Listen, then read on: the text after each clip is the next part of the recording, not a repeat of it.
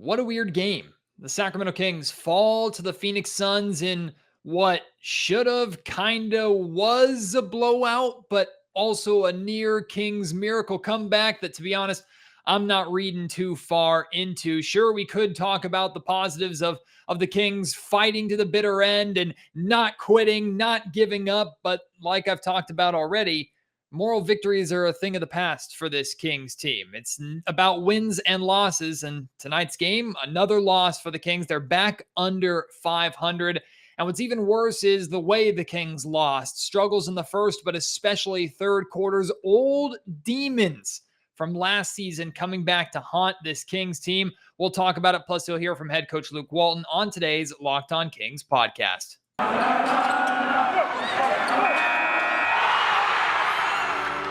You are Locked On Kings, your daily Sacramento Kings podcast, part of the Locked On Podcast Network, your team every day. And now, ladies and gentlemen, it is that time for another episode of Locked On Kings. Hello and welcome into Locked On Kings, your podcast hub for Sacramento Kings coverage all regular season and all off season. If you're looking for in-depth analysis, game-by-game breakdowns, highlights, interviews with local and national experts, full coverage of your Sacramento Kings from January through to December, this is the place for you, part of the Locked On Podcast Network. My name is Matt George. I have the privilege of being your host here. Been a Sacramento sports media member covering the Sacramento Kings for the last 7 years. This is my 8th season covering Kings basketball, formerly for Sports 1140 KHTK Radio in Sacramento, and now with ABC 10 Television in Sacramento. And maybe it was because I wasn't in the building. I was not at the Golden One Center. Decided to watch this game at home with my wife and newborn son.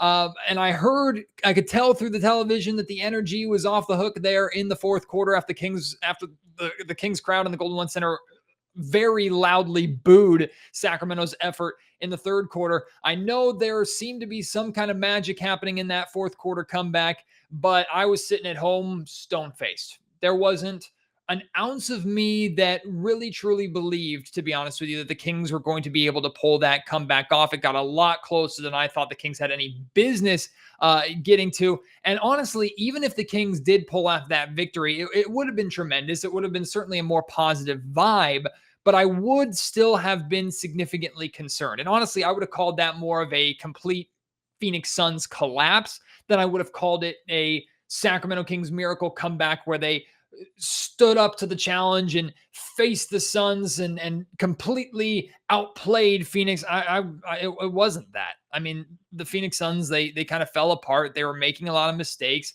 And Kings players, to their credit, guys like Chimezie Metu and Damian Jones came in after barely playing at all this season, and they were willing to do what the Kings weren't doing in the second quarter and for most of this game, which was play physically. Now, physicality is really the main thing that I'm going to focus on here on this Locked On Kings podcast, because physicality is what this Kings team lacked more than anything else last season. Essentially, the 2020-2021 Sacramento Kings were soft. They were a soft basketball team. They got pushed around on a nightly basis, and that was very apparent throughout the entire season.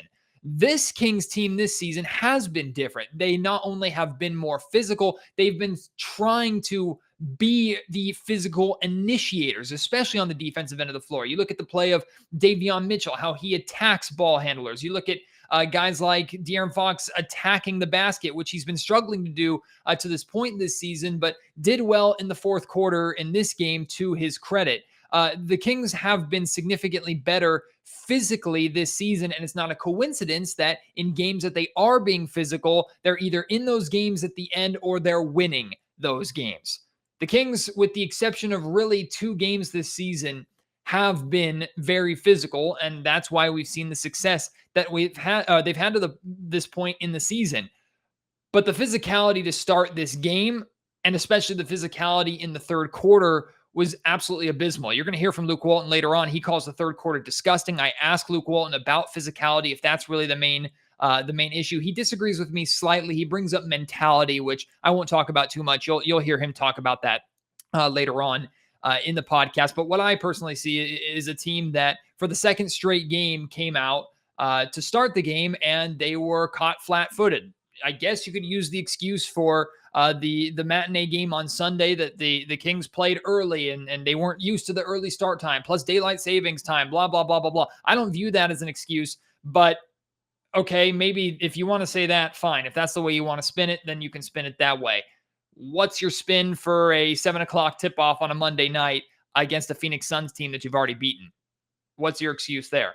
Now, I expected the Phoenix Suns, who, by the way, with this win, have won 5 straight. And by the way, the final score for you, in case you're curious, 109-104. Doesn't tell the story of this game at all. Well, maybe it kind of does with the fourth quarter comeback. But the Phoenix Suns came into this game winning 4 straight. You best believe that they were not happy losing to the Kings via a Harrison Barnes buzzer beater on their home floor just a couple of weeks ago. They were looking for revenge. They know they're the better team. They know they're the better roster, and they were coming in even without DeAndre Ayton ready to prove it. The Kings were playing without Tyrese Halliburton, which is the first significant injury that this Kings team has had. Maybe Mo Harkless can be considered a significant injury because he's a starter, but Tyrese, as we know, is one of the most important and best players on this Kings team. So no Tyrese, we knew it was going to have a negative effect, but not this drastic of a negative effect. You cannot sum up the Kings' issues in this game to, well, Tyrese Halliburton wasn't playing. Because if you can, then that's a massive problem. Or maybe a massive compliment to Tyrese Halliburton. Tyrese is the guy that changes the game physically for the Kings. That's not the case at all. Sacramento, with or without Tyrese Halliburton, they were playing flat-footed. They were making a lot of mistakes. They weren't ready to go for the second straight game. And Phoenix jumped out to a 7-0 advantage. Now, to the Kings' credit, they did what they've done for the majority of this season when the offense isn't necessarily there to start the game. The defense stepped up and at least kept them close, so that when the Sacramento Kings shots did start falling, it was really Harrison Barnes, Terrence Davis, and Buddy Hield who were doing the majority of the scoring and getting the Kings back in the game in the first half. When those shots did start falling, the game was still within reach to where the lead changed a couple of times, and at halftime, I think Phoenix only had a 2-point lead. But to start the third quarter, last season, we would see the Kings come out and just get punched in the mouth. Time after time after time after time. If the Kings had a lead, if the Kings were behind, if the game was close, didn't matter.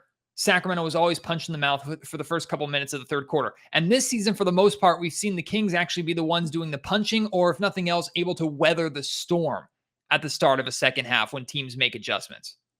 I know a lot of fans are going to want to blame Luke Walton.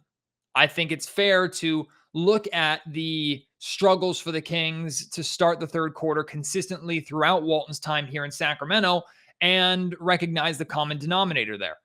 I do believe that Luke does struggle with halftime adjustments. I do believe that Luke is often outcoached by coaches like Monty Williams who make halftime adjustments. But it wasn't just that the Phoenix Suns were playing differently or doing anything different. They were more aggressive defensively. They brought the physicality that the Kings weren't willing to match. And to me, what was most concerning about that entire third quarter was not the fact that the Kings allowed the Suns to score 11 straight, was not the fact that the Kings turned the ball over 10 times, although I was plenty concerned about that 10 times in the third quarter. It's the fact that, once again, I didn't see any leadership. And maybe that guy is Tyrese Halliburton and he wasn't playing. Okay, that's a lot to put on a second-year player, especially when you have a max player in De'Aaron Fox here, or you have a head coach in Luke Walton who maybe should be taking control, or Tristan Thompson maybe is supposed to be that leader, as he's been a very vocal leader coming into that entire third quarter stretch. Again, I wasn't at the game. I was only seeing what my TV was showing me. I didn't see anybody stepping up. And I'm not just talking about stepping up on the floor, like putting the team on their back and trying to carry the Kings through. I'm talking about leadership, communication, trying to light a fire, trying to wake the team up after that slow start. Luke Walton called a handful of timeouts, didn't change anything. Walton called, I think, 2 timeouts in the first 5 minutes of the third quarter. Didn't change anything. Out of those timeouts, the Kings just kept getting punched in the mouth. It was like in between rounds of a very one-sided boxing fight where the trainer's coming over and the coach is coming over and rubbing the boxer's shoulders. He's bleeding from the nose, bleeding from the eye, and going, "Hey, just duck the left jab. Just duck that jab. Duck that jab. Okay, go. Get him, champ." Pow, left jab hits him in the face again. That's really what it was in that third quarter. So I could put that on Walton. You're the head coach. Take control. do a better job, make sure your message sticks in that third quarter. But I could also just as easily put it on the players for, you know what you're doing wrong. You're being pushed around. It's not just that fundamentally you're not playing well. You're settling for isolation mid-range jumpers because you're not willing to put your shoulder down and fight to get to the foul line and get amongst the teeth of the defense, especially with shots not falling on the outside. That's how you score when your shots aren't falling. You fight, you get to the line, you get in around the rim, and the Kings are settling for pull-up jumpers because they didn't want to fight. I put that on the players more than the coaches. And then defensively, I mean, the rotations were slow. They were being pushed around. Chris Paul was getting wherever he wanted. Devin Booker was looking like Kobe Bryant. Like, I don't necessarily want to use this platform to find anybody to single out and put blame on. I could easily put blame on De'Aaron Fox. You're the leader of this team. You are the star of this team. And until the fourth quarter, he did have a good stretch in the second quarter. But until the fourth quarter, once again, it was like another underwhelming Fox performance. You are the max contract player on this team. You are the head of the snake. Where is your leadership? We know Fox likes to lead by example. He doesn't usually... you don't see him usually chewing anybody out or getting loud or cussing or trying to light a fire. Maybe he needs to be that guy. Okay, maybe it's not that guy. Then who is it? Who is that guy? I still don't know who that guy is. I still don't know if the Kings have that guy. And look, bad losses were going to happen. We knew bad losses were going to happen this season at some point. And it's one thing if it's a bad loss like what the Kings suffered on Sunday, where they just couldn't hit a shot against Indiana. Now, somehow their defense kept them in that game to where they had a chance to win, but there will be a game at some point this season where the Kings lose by double digits because they just can't hit anything. Even if their defense is halfway decent, they can't make a shot. That's going to happen at some point this season coming up. That's a lot easier to swallow for me than a bad loss where the Kings, who have made so much progress, revert back to what made them a terrible team last season, which is being soft, being pushovers. This Kings team tonight was a pushover until Chimezie Metu and Damian Jones came into the game in the fourth quarter and did what none of the rotation players were willing to do, with the exception of a couple of guys. I'm going to talk about that. I'm also going to talk about Marvin Bagley not getting into this game. I was having a conversation with a friend of mine. You've heard him on Locked On Kings before. He's one of the hosts of the Return of the Roar podcast. Chris Watkins and I, we were just texting back and forth, talking about how Marvin Bagley doesn't find his way into this game during a fourth quarter blowout. Now, in the end, Walton deciding to go with those two guys over Bagley ended up being the right decision. We'll get into it because, man, I don't know if Bagley's in the doghouse. I don't know if there's an agreement in place to make sure Bagley doesn't hurt himself. I don't know what's going on. But Marvin can't find his way onto the floor, even in a bad blowout loss at the time to the Phoenix Suns. We'll talk about that, get into it. And again, you're going to hear from Luke Walton later on in the show. Right now, though, I want to let you know today's episode of Locked On Kings brought to you by Prize Picks, who has the best daily NBA fantasy sports prop game on the market. Prize Picks offers more NBA props than any other DFS prop operator and offers all the superstar players as well as bench players only recording a handful of minutes each game. Prize Picks offers any prop that you can think of, from points to rebounds to field goal percentage. They have it all. All of the listeners who listen to the Locked On Kings podcast who want to play, you can deposit right now and use promo code NBA to get a 100% instant match up to $100. So you deposit $100, you get an extra $100 to play right then and there. They will match you 100%. You put in $50, you get an extra $50. You pick 2 to 5 players and an over/under on their projections. You can win up to 10 times on any entry. And the best part, it's just you versus the projected numbers. You don't have to worry about taking on some professional gambler somewhere who has all the assets that you do not. Check out their award-winning app on both the App Store and Google Play. Entries can be made 60 seconds or less, so you can play during the game itself. It's that easy. Prize Picks is safe and offers fast withdrawals as well, so you will get the money that you win. Don't hesitate. Check out prizepicks.com. Use promo code NBA or go to the App Store or download the app today. Prize Picks is daily fantasy made easy. Does this sound familiar? You've got one device that lets you catch the game live. You have another that lets you stream your favorite shows. You have sports highlights on your phone, and you've got your neighbor's best friend's login for all that other good stuff.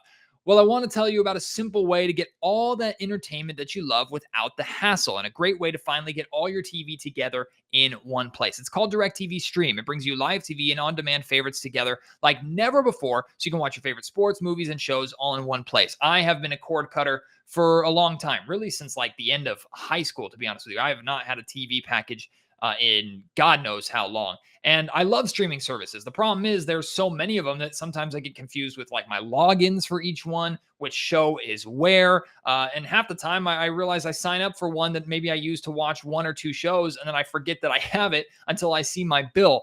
DirecTV Stream solves that problem. And don't be scared by DirecTV and think, oh man, contracts. That's gone.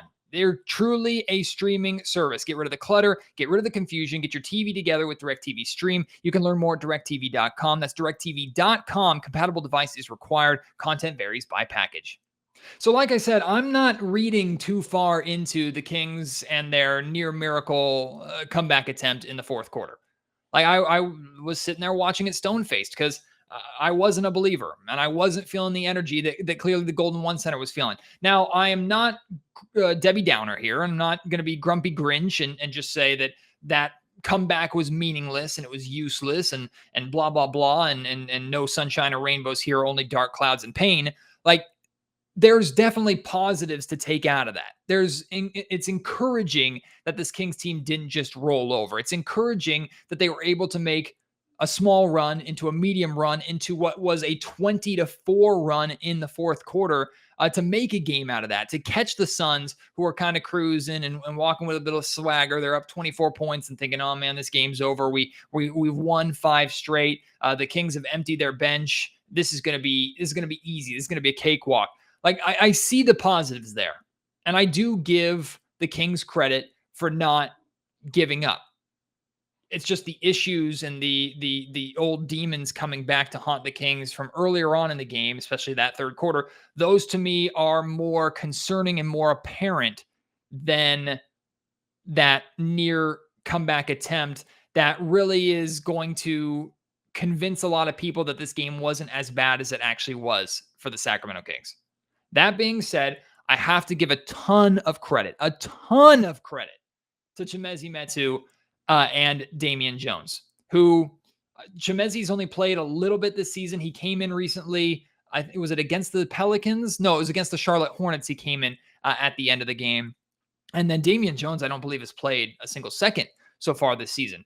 Both of those guys really earned second contracts with this Kings team, real contracts with this Kings team after being, I think they both were two-way players last season, if I'm not mistaken. They played very well, had their opportunities to play, did have their struggles, like defensively, Chimezie Metu had question marks. Offensively, Damian Jones is significantly limited. But those are two young guys that fought hard, earned opportunity, and with the adjustments and roster changes that the Kings made, the additions of more bigs like Alex Len and Tristan Thompson, more reliable bigs, they found themselves out of the rotation, sitting on the end of the bench most nights, but they've stayed ready. They came into this game, and after watching 30-something minutes of the starters and rotation players being out-physicaled and out-hustled, they came in and said, you know what, this is an opportunity for us. We're going to capitalize on it. And if nothing else, we're not going to allow ourselves to be pushed around. We're not going to be out-hustled. We're not going to be outworked. And they weren't.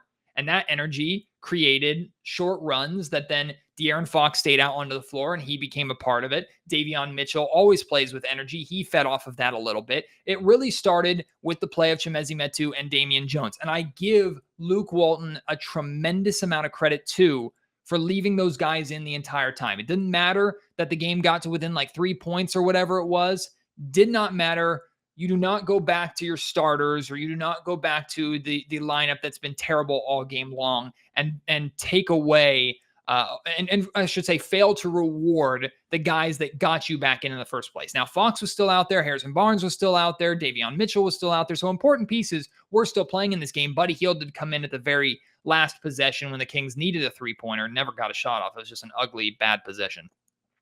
But what kind of message would it have sent both Damian Jones and Chimezie Metu if they did all that work and were part of that unit to get the Kings back in it? And Walton said, hey, thanks for all your hard work. Go sit down again, and we're going to put in Rashawn Holmes or Alex Len or whoever the hell who has struggled all game long to close this one out. Like you don't do that. That's insulting. That's how you lose a locker room. So I'm very pleased with Luke Walton for sticking with those guys, even if in the end the Kings lost the game. In fact, I think the Kings had a better chance to win the game with those guys staying in, even if Chimezie Metu fumbled that pass from De'Aaron at the very end. I had more faith in them than I did in Rashawn Holmes at that point in time. No disrespect to Rashawn. He just had a bad game. Those guys were playing well. You stick with what is working. I appreciate Luke Walton for doing that. And I do appreciate the Kings bench, all of them, the starters, rotation players, all up, all cheering, all active, not pouting. They were very supportive of those guys playing well. And that's great to see. So those are the main positives that I'm going to draw out of myself. I guess I could talk about De'Aaron Fox having a very solid fourth quarter. He was in attack mode, which was good to see. The first time we've really seen Fox try and take over in the fourth. He still wasn't phenomenal.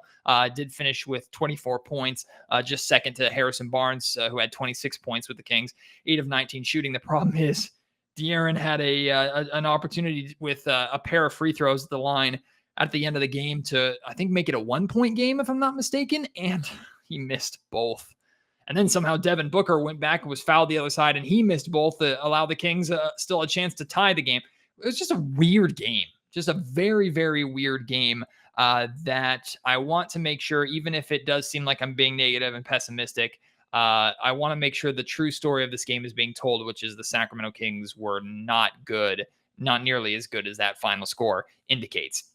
Marvin Bagley, it's just curious. There's something's going on that hasn't really been explained, and maybe it doesn't need to be explained. Like, there are a couple, I guess, logical explanations. One is the Kings are completely done with him and don't see a future with him, but potentially see a future with both Chimezie Metu and Damian Jones. So they want to play guys that they believe, one, can help them win right away, and two, can actually be a long-term part of the team. I guess, think about that.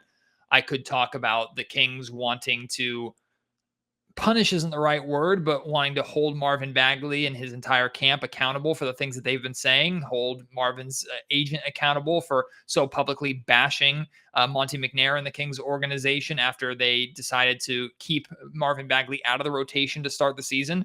They weren't going to bend over and give or reward that kind of talk, even if it wasn't coming directly from Marvin himself.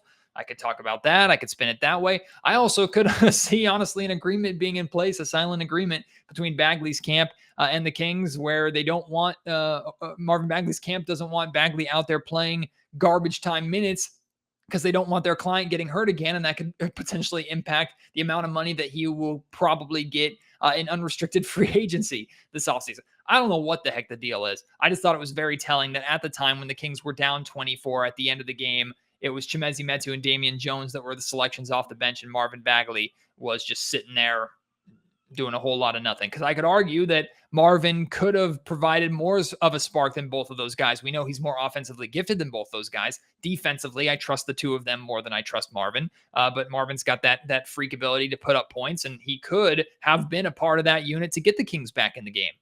But he wasn't. So I just thought that was very interesting how the Kings have handled that entire Marvin Bagley situation. You're going to hear from Sacramento Kings head coach Luke Walton here coming up next. I want to make sure, though, that I hear from you. I want to hear your thoughts on this game. Are you concerned? Are you more encouraged by that comeback? If you were at the game, what was that atmosphere like? Were you part of the boo birds? Were you part of the cheers at the end?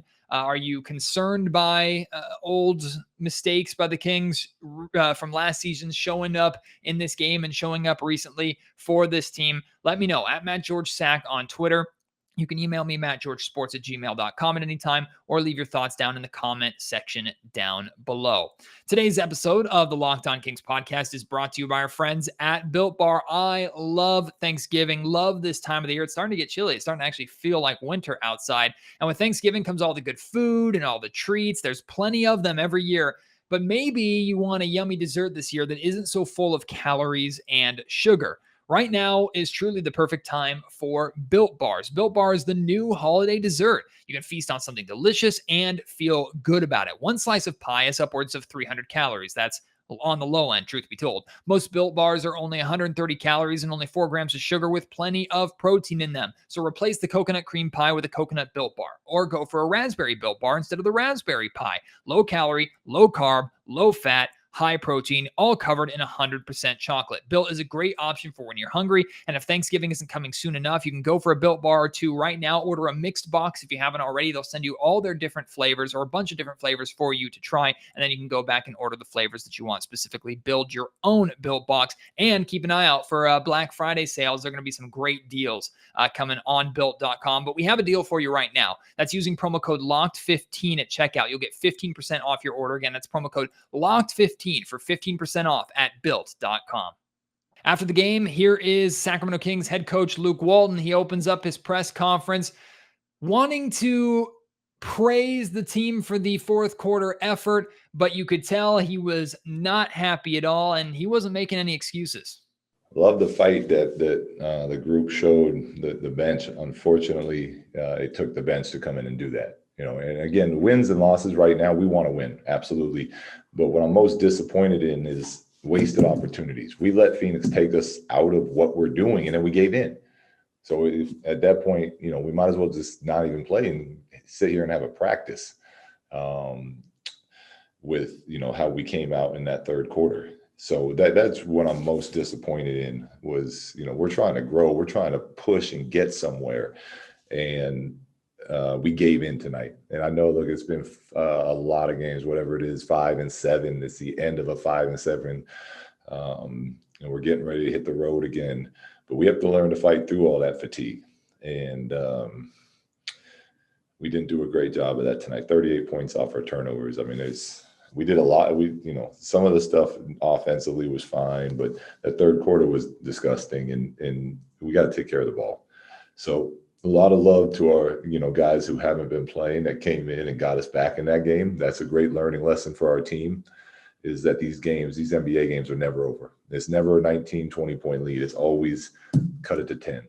You cut it to 10 in this league with, 3 minutes to go, you're back in it. So I do think they did a really nice job of getting that message and then going out and getting that job done. And that's a great lesson to learn. But overall, not pleased with our game tonight. Luke, it was a lot of the turnovers, especially in the third, were De'Aaron and Harrison, and then you let them come back in and kind of finish that thing out. What was the message having those guys stay in the game and play out that fourth quarter? De'Aaron and Harrison? Yeah. It was just what I said right there. We went to guys early, and they, D Jones, Mezzi, Davion, they started playing with that fire that we've been playing with most of the season, and it was fun. And look, I knew the game wasn't over. So when I put De'Aaron and Harrison back in, the message was to the group, cut it to 10. Just cut it to 10. We do 2 3-minute scrimmages all the time. We got a 3-minute scrimmage right here. They did that. They did a nice job of continuing to push and fight through. That was half the message. The other half of the message was don't waste opportunity. Like get better right now. So combined, I thought we did that in the fourth quarter. Unfortunately, we were awful in the third quarter. Coach, turnovers aside, you guys have now back-to-back games with slow starts. So what needs to change in order to get you guys going more of a rhythm, offensively, so you guys don't fall behind like you did tonight? Yeah, it was. We have to come out and push our pace early. Tyrese is a big part of that. It was just, we're down 6 at the end of the first quarter. It's not ideal, but it's something that we're looking into, and it's something that needs to be better. I get it. We're looking to make whatever growth we can make in every aspect of the game, and it's right now that's not being performed at a high enough level for what we need. Coach, that last play, the inbound pass, 3 points down. Was that a design play or did it just fall apart? What happened there? You talking about the one where Chimezi was wide open under the rim? Yeah. Yeah. Design. We had another timeout. It was, we'll take a quick 2 in that situation. Play the foul game. So yeah, we ran the play. We executed it. There was by the time we recognized it was open, we turned it over. But we got a back pick to the rim for a quick 2, and then we got 2 shooters coming off. Buddy and then Harrison was getting ready to come to the ball too. So that was the play designed how it was meant to be. Coach, how much were you missing Tyrese tonight in terms of playing? Yeah, a lot. And especially where Tyrese has been great for us is more so this year is when we do get down 6 or 8 points, where in previous years that's kind of been like a tough turning point for us.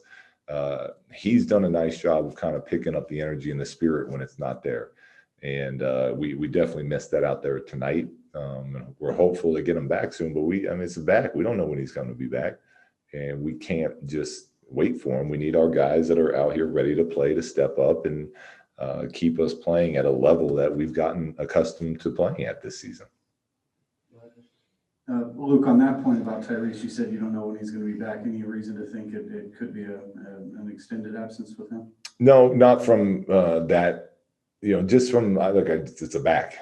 Sometimes your back goes out on you. It goes for a day. Sometimes it goes longer. But there's no injury that we're concerned about. It's just you can't play until the back is loose. Okay. As the coach, do you want the team to put the focus on all the things that got you in a 24-point hole, or do you want them, to think about the things that got them out of that hole? And secondly, does a comeback like this maybe help stave off what could have been maybe a little bit worse kind of psychological blow for a team that's trying to establish an identity here? Yeah, I want them to focus on both because they're just right.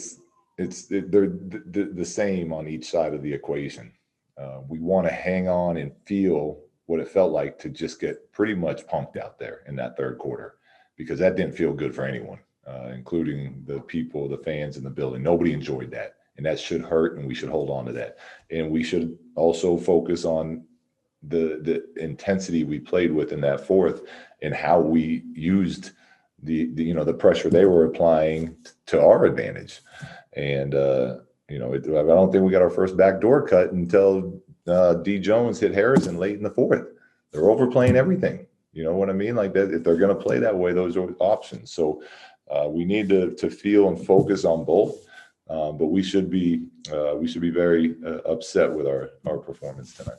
Hey, Luke, last season, slow starts to the second half were an issue for this team. This is the first time this season we've really seen an extended stretch of both the offense and defense struggling at the same time. Does it really come down to as simply as just being out physicality, or is it fundamental issues that you saw? What is the difference that you've seen with this team correcting that issue this year versus last year? It's more of a mentality